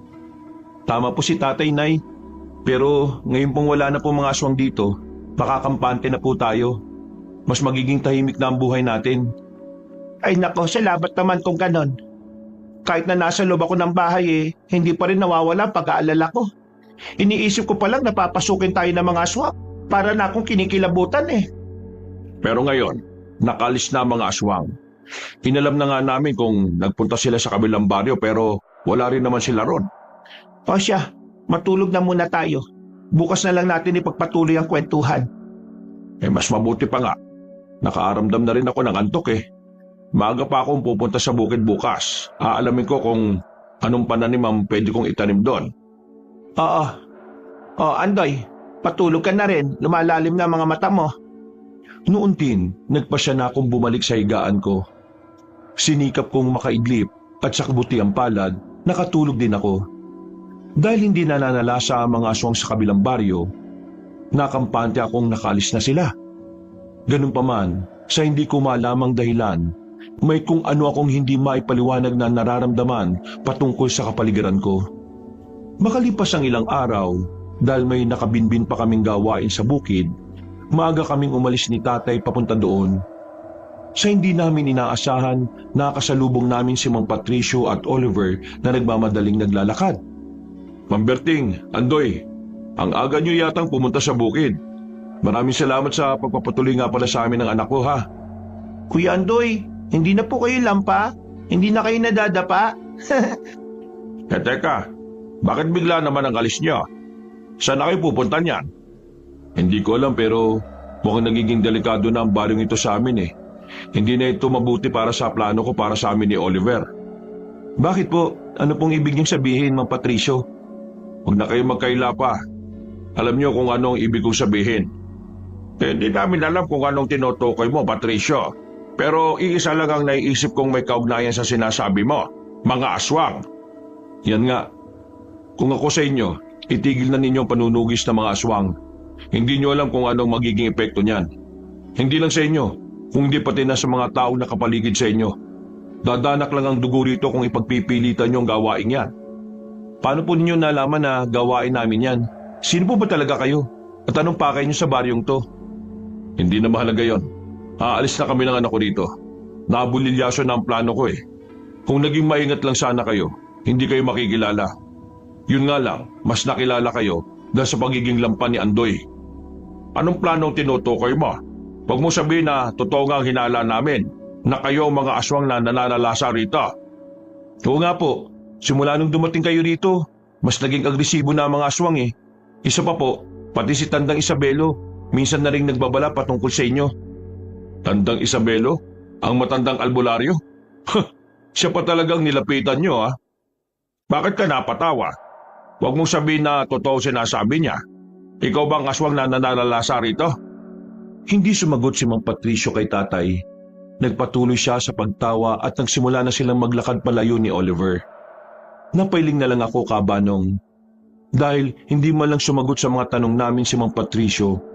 Ganun pa man, minabuti na lang din namin ni tatay na maglakad papunta sa bukirin namin. Habang nagtatrabaho ron, hindi namin maiwasang mapagkwentuhan si Mang Patricio. Napansin mo pa yung reaksyon niya nung akusahan natin siya na siya ang aswang na nananalasa rito, Andoy? Opo, tay. Parang nababalisa siya eh.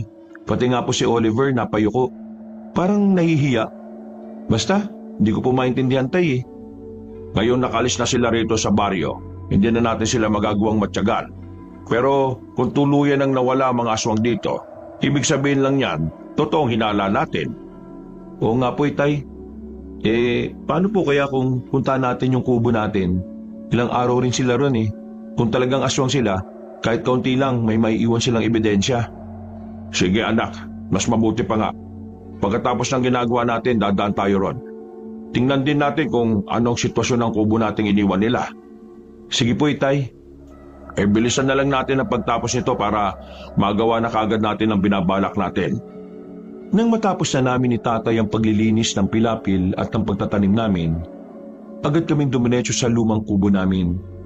Inalam namin kung may mga naiwan sila Mang Patricio ron, pero wala kaming nakita. Maliban sa isang gutay-gutay na damit na puno ng dugo. Sinabi ni tatay na kung karaniwang tao lang si Mang Patricio, hindi sana magiging ganun ang damit niya. Paano po kaya nagkakamali po tayo, itay? Paano po kung isa pala siyang manunugis ng aswang? Baka po nakipaglaban siya sa aswang kaya naging ganitong damit niya. Ano ka ba naman? Nakita mo naman na kahit lampa ka, parang mas mahina pa nga siya sa iyo eh. Hindi naman po natin mahuhusga ng taong yun. Hindi nga natin siya nakausap ng matagal, di ba? Oo nga, ano. Paano kaya kung totoo yung naiisip mo? Kaso, kung manunugis siya, bakit hindi man lang natin siya nakita nung may mga nakasagupa tayong aswang? Sa bagay, may punto rin po kayo. Mabuti pa nga, si Tandang Isabelo nandun nung sinubukan nating tulungan ng matanda eh. Yun nga lang, nabigo tayo. Mas nauna pang kainin ng mga aswang ang laman loob na matanda kaysa sa pagdating natin eh. Teka, paano po kaya kung si Tandang Isabelo po yung pinuno nila? Paano po kung isang ang manunugis si Mang Patricio at ang matandang albularyong yon ang kanilang hinahanap dito? Ay nako, Andoy. Ang likot talaga ng utak mo. Para kang bata eh. Tara na nga, umuwi na tayo. Gutom na kasi ako eh. Napatango ko kay tatay at nauna na ako naglakad sa kanya. Habang pauwi, hindi nawala sa isipan ko ang bagay patungkol kina Mang Patricio at Tandang Isabelo. Sinabihan ko si tatay na pumunta na kami sa bahay ng matandang albularyo para magtanong. Pero tumanggi siya at sinabing sa susunod na araw na lang. Pagka-uwi namin, kumain lang kami at napagkwentuhan namin ang pag-alis ni Mang Patricio. Isinuwalang bahala ni nanay yun at sinabing hayaan na lang namin ang mag-amang dayo. Kung ano man ang intensyon nila rito ay bahala sila. Ang importante, hindi nila tayo sinaktan. Pinatuloy naman natin sila sa kubo natin. Nasa kanila na yun kung ano ang isusukli nila. Tama ka, pero ngayong nakalis na sila, malabo na silang bumalik pa. Kung talagang ang aswang si Patricio, mas mabuti na nga itong lumayas na sila sa baryo natin. Oo nga po, marami na rin kasi ang napirwisyo ng nilalang na yun eh. Kung nataon lang na nahuli namin si Mang Patricio na merong masamang ginagawa, malamang napatay na rin namin siya. Eh kung ginawa niyo yon, sigurado na magiging kawawang anak niya. Maliit pa si Oliver at sigurado na hindi niya alam ang gagawin kung sakaling may masamang mangyari sa ama niya. Sa bagay, pero kung talagang aswang nga siya, hindi pa babayaan ang kauri nila si Oliver. Ang kaso, panigurado na babalikan niya tayo pagdating ng panahon. Subukan lang niya. Hindi ako papayag na gagawa niya tayo ng masama. Dadaan muna sila sa ibabaw ng bangkay ko. Ngayon na hindi na nanghihina ang tuhod ko, alam kong makakaya ko na silang labanan. Nagpatuloy kami sa pagkukwentuhan hanggang sa matapos na kami sa pagkain. Dahil natapos na namin ang gawain namin ni tatay sa bukid, nanatili muna kami sa bahay para tumulong kay nanay. Bandang 3:00 ng tanghali, minabuti kong tumambay na muna sa labas ng bahay. Sa hindi ko inaasahan, nakaramdam ako ng kakaiba sa hangin. Parang nagbabadyayo ng panganib. Kaya bahagya akong kinabahan. May kung ano rin sa loob ko na gustong kumawala, pero hindi ko alam kung paano. Nasa ganung kalagayan ako nang lumapit sa akin si tatay. Ibang-iba ang ihip ng hangin ngayon, ano? Parang may nakaamba na panganib sa atin. Yan nga rin pong naiisip ko, itay eh. Hindi po kaya talagang nasa panganib tayo? Baka po may binabalak ang mga aswang laban sa atin eh. Ano naman kaya ang kasalanan natin sa kanila? Bakit kaya tayo ang pinupunteryan nila? Yan nga rin pong naisip ko eh. Kung tutusin, tahimik naman po tayong namumuhay dito. Oo nga, pero dahil parang nagbabadya ang hangin ng hindi magandang pangyayari, kailangan natin maganda. Sige po tay, haasahin ko po yung mga itak natin para mas madali natin masugatan ng mga yon. Sige anak, mag-ipon lang din ako ng mga tuyong sanga at dahon. Kapag umatake sila rito, gagawa ko ng siga para mas maging limitado ang galaw nila. Hindi nila magagamit ang kakayahan nila para makapagtago sa karimlan. Kayo po ang bahala, tay. Nagpasya akong pumasok na muna sa bahay para hasain ang aming mga itak. Pagkatapos noon, nagpahinga ako para ihanda ang sarili ko sa posibleng laban. Kinagabihan, nagtaka kami dahil maraming kakaibang ibon ang umaaligid sa baryo. Mas naging malansari ng samyo ng hangin. Kaya lalo pang tumibay ang hinala namin patungkol sa pananalasa ng mga aswang. Ang ikinatatakot ko lang noon ay baka kung madamay ang lahat ng kabaryo namin. Kinagabihan, itay, parang mas nagiging matapang po ang amoy niya na. Kanina, hindi naman po masyadong malansa ang hangin eh. Isa lang ang ibig sabihin niyan, anak. Papalapit na rito ang mga aswang. Ipagdasal na lang natin na sana kakaunti lang sila. Dahil kung marami, baka malagay tayo sa alanganin at mapagdiskitahan pa nila ang iba nating mga kanayon. Basta, kung lalabas man kayong dalawa, mag-iingat kayo ha. Baka kasi kung ano ang gawin sa inyo ng mga nilalang na yon. Huwag po kayo mag-alala, Nay. Kaya po namin ang mga sarili namin. Hindi kami papayag na matalo ng mga aswang na yan. Abay dapat lang anak. Hanggat maaari, protektahan din ninyo ang mga kanayon natin. Sa kabila ng mga pangungutya nila sa iyo, mga kanayon pa rin natin sila. Opo, baliwala na lang din naman po sa akin yun eh. Malakas na po ako kaysa sa dati. At alam kong hindi na ako magiging lampa ulit. Natigil ang pag-uusap namin na makarinig kami ng pag-angil sa paligid. Sinundan yun ng kalabog sa labas ng bahay.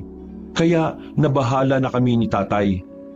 Agad namin kinuha ang aming mga itak at kasabay noon may kung anong tumama sa dingding namin na naging rason para masira yon. Agad naman kaming bumaba ni tatay at napalunok ako ng laway nang makita ang mahigit sa 10 aswang na nakahandang umatake sa amin.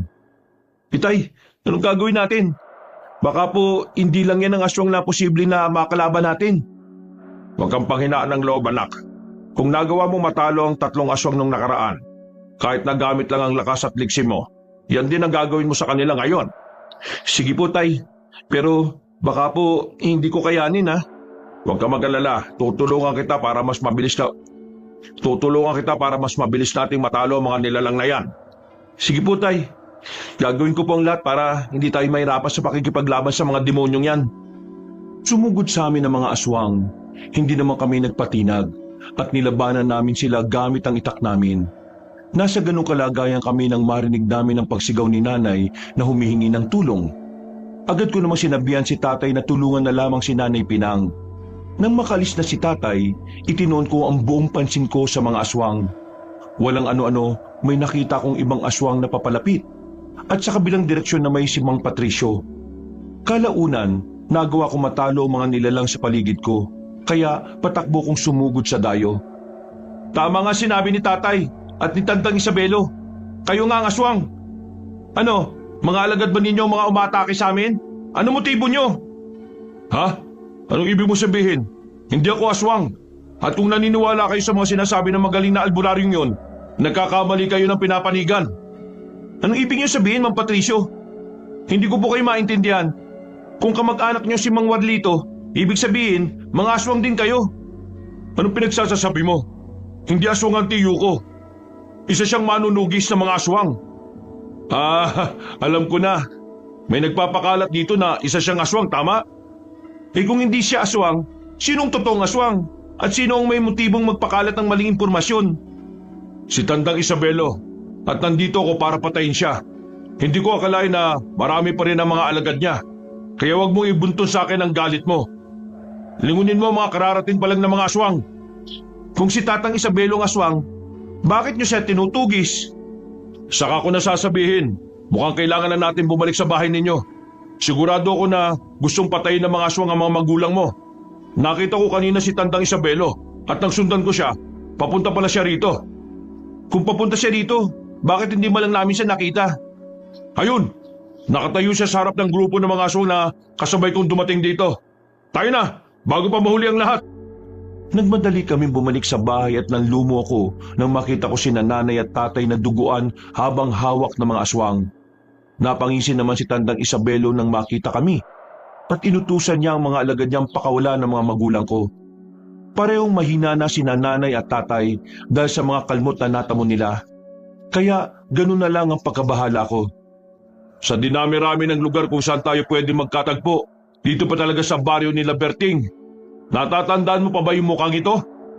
At sino makakalimot sa mukha ng isang manunugis na walang nagawa habang pinapatay ang buong pamilya niya? Maswerte ka nga't wala ron ang bunsong anak ko eh. Kung nagkataon, baka pati siya, patay na rin ngayon. Napakahayop mo, Tandang Isabelo. Kahit na magkunwari ka pang mala-anghel na albularyo, kitang-kita pa rin ang maitim mong budhi. Sana ka kung ano ang iyong sasabihin. Total, nandito na rin kayong lahat. Sama-sama kayong mamamatay. Mga alagad, unahin niyong patayin ang dayong manunugis na yan. Paligiran niyo siya. Teka, ano naman ang kinalaman namin dito? Bakit pati kami pinupuntirian ninyo? Ano akala mo sa akin, Bulag? Alam kong berdugo ka rin ng mga aswang. Ang mga katulad mo ay hindi dapat na binubuhay. Isa kang traitor. Anong traitor ang pinagsasasabi niyo, ha? Hindi ba nabanggit sa'yo ng mga kinikilala mong magulang? Pwes, hayaan mo ako ang magkwento sa'yo na kasaysayan mo, binata. At sino ka para malaman kung anong naging nakaraan ko, ha? Hindi mo alam kung ano ang rason ng pagtatago ng mga magulang mo rito sa iyo. Pero hindi mo sila totoong ama nila. Ako ang nagdala sa iyo sa tapat ng pintuan nila para alagaan nila. Apo kita, Adoy. Gusto sana kitang gawing kasangkapan para patayin mo ang ama mong manunugis. Pero nabigo ako. Nabigo ka dahil hindi umayon sa kagustuhan mo nangyari. Iniwan ko ang pagiging isang manunugis para alagaan ang apo mo. Minahal ko siya ng buong buo at nawala sa kanya ang puot na sinubukan mong sanang italim sa puso niya.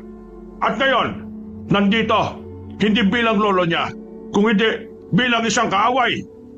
Wala kang silbi, Andoy, pero bibigyan pa rin kita ng pagkakataon dahil apo kita. Sumama ka na lang sa akin at bubuhayin ko kinalakyan mong mga magulang. Huwag anak, huwag mong pakinggan ang aswang na yan. Gagawin ka lang niyang panangga sa mga kaaway niya. At sa bandang huli, kapag hindi ka na niya napapakinabangan, itatapon ka lang niya na parang basura. Hindi ko gagawin yan sa'yo. Ipapamana ko sa'yo kakayahan kong kumain ng kaluluwa para mas maging malakas ka. Hindi ka matatalo ng mga manunugis. At ikaw ang magiging pinakamakapangyarihang aswang dito. Kung ganon, tama nga ang nakalap kong balita. Nanggagamot ka at ang kapalit nun, kinukuha mo mga kaluluwa ng pasyente mo. Pinapalabas mo lang na namatay sila sa ibang klase ng karamdaman o aksidente. Tumahimik ka, Patricia! Huwag ka makisawsaw! Mga kasama! Ano bang hinihintay ninyo? Bakit ba hindi niyo pa pinapatay ang manunugis na yan? Mga hangal! Halos hindi ako makapaniwala sa nalaman ko mula kay Tandang Isabelo. Sa halip na usisain si nanay at tatay, nagpasya akong tulungan na muna si Mang Patricio na labanan ng mga aswang. Naggalit naman ang matandang aswang kaya nilapitan niya si nanay at tatay. Napailing na lang ako nang biglang tumayo si tatay at nakipagpambuno kay Tandang Isabelo. Dahil mas marami ang aswang nakalaban ni Mang Patricio, minabuti ko munang tulungan siya. Huwag natin hayaan na matalo tayo. Huwag mong isipin na kadugo mo ang aswang na yan. Kung malaga ka sa kanya, hindi kanya gagamitin bilang pain kina Berting at Pinang. Oo nga po, Mang Patricio.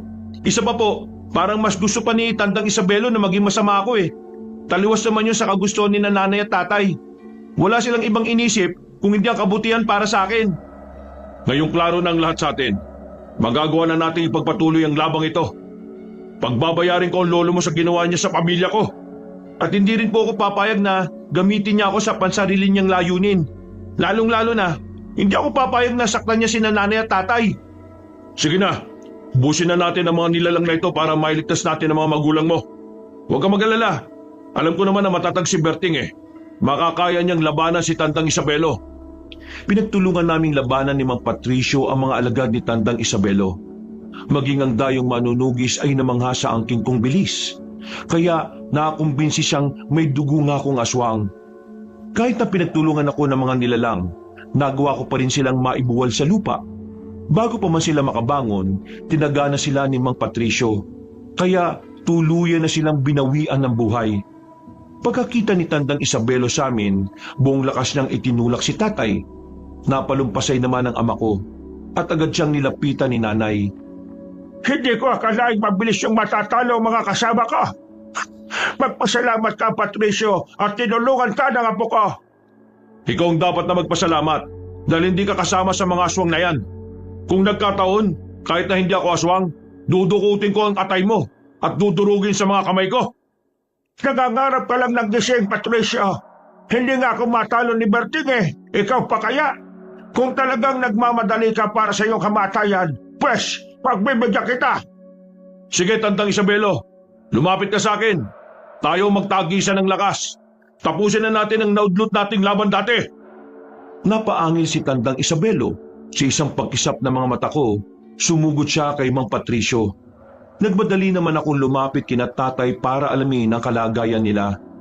Dahil may iba pang aswang na nakabantay sa mga magulang ko, minabuti namin ni tatay na labanan ng mga yon hanggang sa magawa namin silang patayin. Kapag napatay na kita, tutugisin ko rin ang anak mo. Hindi ako titigil hanggat hindi ko siya napapatay. Yan ay kung magagawa mo pa siyang makita. At kung matagpuan mo man si Oliver, alam kong hindi siya pababayaan ng mga kaibigan ko. Sila ang hahatol sa iyo ng kamatayan kapag ginawa mo yan. Nakakatawa ka, Patricio. Sa bagay, sila ang hahatol sa akin ng kamatayan dahil hindi mo yon magawa. Palibhasa, mahina ka! Mahina!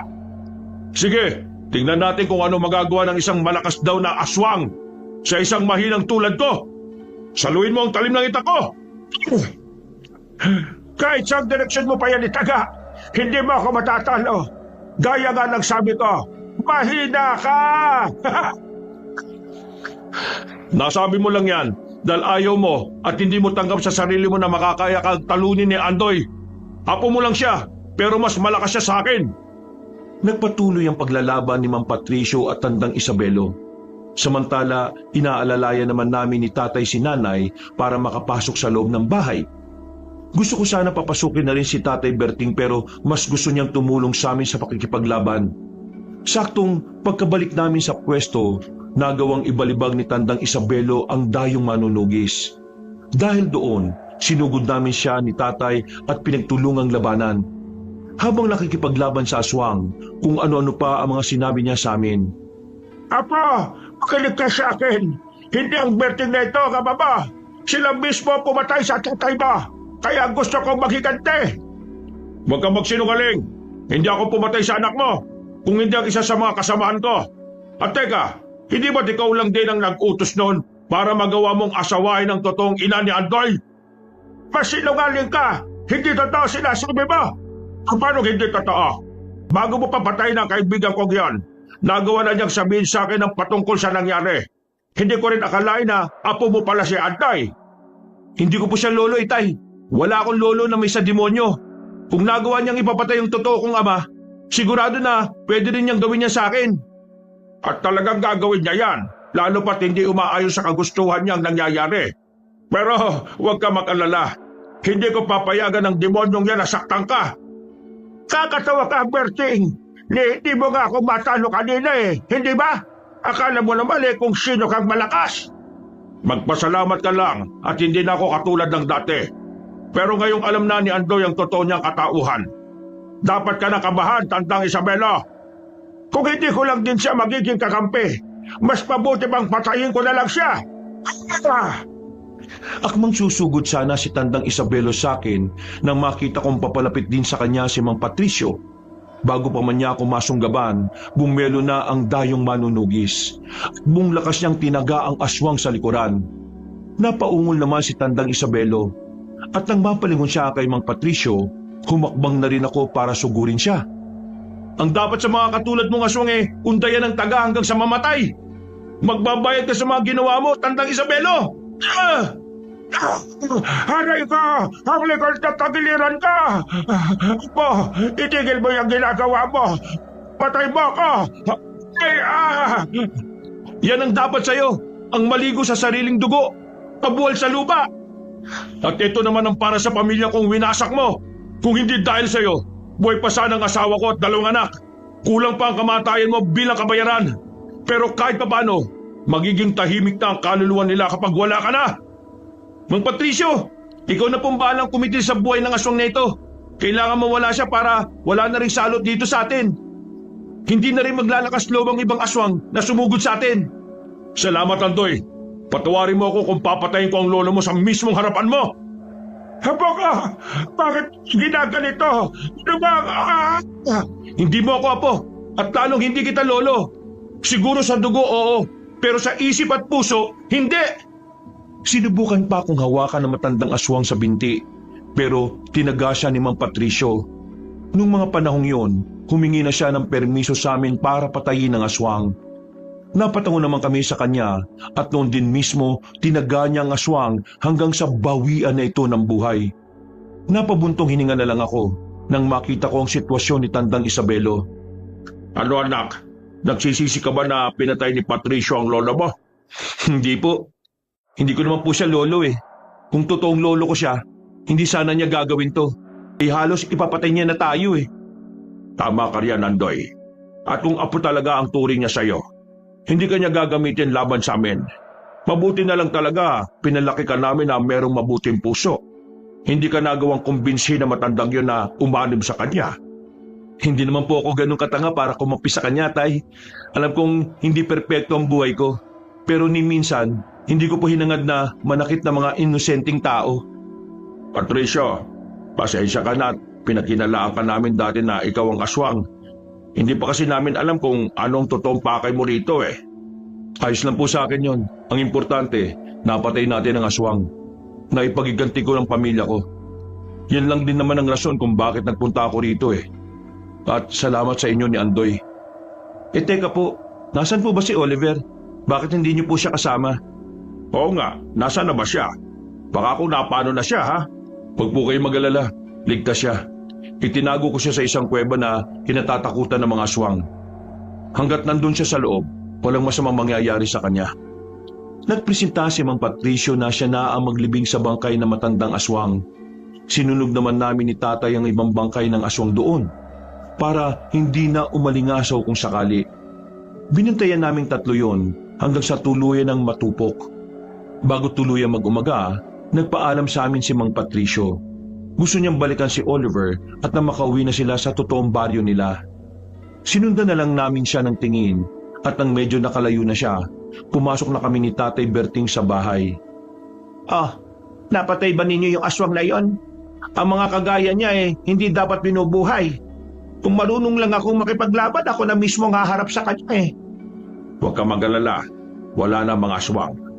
Nailibing na nga ni Patricio si Tandang Isabelo Hindi ko akalain na ganun lang kadali siyang matatalo. Baka naman may kung ano siyang ginamit para mapatay kagad ang aswang. Ang mga katulad ni Tandang Isabelo na naging isang albularyo ay talagang napakahirap patayin. Hindi ko nga po alam, Inay Kahit ilang beses ko siyang tinaga, parang baliwala lang sa kanya. Pero nung mataga siya ni Mang Patricio, nakita kong ininda talaga niya ang sakit Napansin ko rin ang itak niya. May nakaukit doon na mga salita. Hindi ko lang nabasa kasi maliit ang mga letra Kung hindi ako nagkakamali, yun ang rason kung bakit mabilis siyang napatay ang aswang na yon. Dahil pasado 12:00 na ng hating gabi, nagpasya na kaming magpahinga. Kahit papaano, kampante na kaming walang mga aswang na mananalasa sa lugar namin. Laking pasalamat ko na lang dahil hindi na nagawang atakihin ng mga aswang ang iba pa naming mga kabaryo. Kinabukasan, maaga kaming nagising ni tatay para kumpunihin ang nasirang dingding namin. Mabuti na lang talaga at ito lang ang sinira ng mga aswang. Paano na lang kaya kung buong bahay natin ang winasak nila? Siguradong wala tayong masisilungan. Kaya nga po siguro kung medyo marupok na rin yung haligi ng bahay natin, baka nabagsakan pa tayo ng bubong. Malas lang ng mga aswang na yon dahil tayong kinalaban nila. Hindi yata nila alam na ang lampang si Andoy kaya rin makipaglaban sa kanila. Magpasalamat na lang talaga sila at hindi pa ako eksperto sa pakikipaglaban. Kaya ano na ang plano mo ngayon, anak? Kung may dugong aswang na nananalaytay sa kaugatan mo, baka dumating ang araw maging katulad ka rin ng lolo mo. Hindi po mangyayari yan. Pipigilan ko ang sarili kong maging isang ganap na aswang. Maghahanap na rin po ako ng lunas para dito. Baka po may mga matataas na uri na manggagamot ang pwede makatulong sa akin. Hayaan mo't magtatanong-tanong ako. Baka may mga kaibigan ako makapagturo ng magagaling na albularyo rito sa atin. Maraming salamat po sa lahat, Tay. Saktong natapos na namin ni tatay ang pag-aayos ng nasirang dingding nang tawagin kami ni nanay para kumain na agahan. Habang kumakain, napagkwentuhan namin ang patungkol sa naging karanasan namin. Nangako rin si tatay na sa mismong araw na yon, magsisimula siyang maghanap ng albularyong makakatulong sa akin. Isang gabi, sa hindi ko malamang dahilan, ay parang may kung anong bagay sa loob ko na gustong kumawala. Nakaramdam na rin ako ng matinding uhaw at gutom, kaya tinawag ko si nanay at tatay. Anak, ano nangyayari sa iyo? Bakit naglalaway ka't nanlilisik ang mga mata mo? Hindi kaya unti-unti na kinakain ng pagiging aswang ang sistema niya. Kailangan maagapan siya. Baka kung ano pa mangyari sa kanya kapag natuluyan siyang maging aswang. Ayoko po maging aswang ng tuluyan, Inay. Itay, ano pong gagawin ko? Hindi ko po kayang pigilan ng sarili ko. Gusto ko pong kumain ng sariwang karne at uminom ng sariwang dugo. Huwag anak, pigilan mo ang sarili mo. Teka, may lubid tayo rito, hindi ba? Oo. Bakit? Ano bang plano mo? Itatali mo na parang hayop ang anak mo? Hindi ako papayag, Berting. Hindi hayop si Andoy. Kung sa palagay nyo yan ang makabubuti sa akin, gawin po ninyo. Basta ayaw ko pong maging alimaw. Hindi po ako papayag na maging ganun ako. Sige, igagapos ka muna namin hanggang sa kumalma ka na. Kapag nawala na ang kakaibang pakiramdam mo, kakalagan ka rin namin kagad. Sige, Berting. Susubukan ko rin siyang buhusan ng tubig. Baka matigil na ang pagiging ganyan niya. Hindi ako papayag na maging kagaya siya ng lolo niya. Hindi! Itinali nila ako sa kawayang bangko at siniguradong hindi makakatakas. Nang maigpit na akong nakatali, binuhusan ako ni nanay ng tubig, pero hindi nawala ang kakaibang init sa loob ko. Habang nasa ganong sitwasyon, ipinagdasal ko na sana ay kumalma na ako. Walang ano-ano, naisipan kong ipakagat kay tatay ang hinlalaki ko sa paa. Agad naman niyang ginawa. At saktong nakaramdam ako ng sakit nung mawala ang sumpong ng pagiging aswang ko. Ano, Andoy? Kalmado na ba ang pakiramdam mo? Hindi ka na ba sinusumpong ng pagiging aswang mo? Diyos ko naman, pagalingin po ninyo ang anak namin. Kahit paano po, maayos na po ko. Nawala na rin po yung kakaibang gutom at uhaw ko. Hindi na rin po umiinit ang loob ng katawan ko at parang may kung ano na gustong kumawala. Kung ganon, Berting, pakawalan na natin si Andoy. Kawawa naman siya sa kanyang sitwasyon oh. Mas mabuti po siguro kung mananatili na muna ako sa ganitong sitwasyon hanggang sa pagsikat ng araw. Baka po kasi kung sumpungin ulit ako sa oras na hindi tayo handa eh. Kung yan ang gusto mo anak, sige. Mas mabuting ang ganyan. Bukas na bukas din, susunduin ko na yung matandang Santiguan na nakilala ko. Siya ang tutulong sa atin para mawala ang pagiging aswang mo. Lilinisin niya ang dugo mo para hindi ka na maging ganyan. Sige po, maraming salamat po, Tay. Pasensya na po kung nagiging pabigat na po ako sa inyo. Ano ka ba naman, Andoy? Hindi ka pabigat sa amin. Mahal ka namin. At kahit na anong mangyari, dadamayan ka namin at hindi iiwan. Dahil sa nangyari sa akin, hindi na rin nakatulog si nanay at tatay. Kinabukasan, maagang umalis si tatay. Pagkabalik niya, may kasama na siyang matandang Santiguar. Gamit ang kaalaman niya sa panggagamot, nalaman namin na malakas ang dugong aswang na nananalaytay sa akin. Ayon pa sa kanya, kung hindi ako ipagagamot kagad, baka tuluyan na raw akong naging aswang. Maliban sa gamutang ginawa niya, binigyan niya rin ako ng pangontra para hindi ako tuluyang maging aswang kung sakali. Sa kabutihang palad, habang lumilipas ang araw, unti-unti na rin akong gumagaling. Maraming salamat po at hindi niyo ako sinukuan. Kung hindi po dahil sa inyo, baka isa na rin akong halimaw ngayon. Hindi ka namin pwedeng pabayaan, anak. Dahil anak ka namin. Alam mo, Andoy, mahal ka namin ng nanay pinang mo. Tama ang tatay mo. Simula nang makuha ka namin hanggang ngayon, hindi nagbabagong pagmamahal namin sa iyo. Salamat po. Napakaswerte ko po talaga at kayo po ang naging mga magulang ko. Hindi ko po alam kung ano na ngayon ang kapalaran ko kung sa ibang tao ako napunta eh. Magpasalamat tayo sa Diyos dahil itinadhana niya na tayo ang maging magkapamilya. Magmula noon, naging normal na ako. Hindi na rin nangihina ang tuhod ko. At kalaunan, nakakalimutan na rin ng mga tao ang naging bansag ko dati. Makaraan ng ilang taon, nagpasya kami ni nanay at tatay na lumipat sa bayan. Naisip kong mas maiging doon kami dahil malapit sa pagamutan at malayo sa mga aswang. Sa ngayon, pareho na silang wala kabanong at nagkaroon na rin akong ng sarili kong pamilya.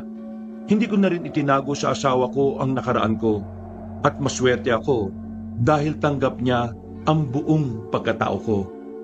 Wakas.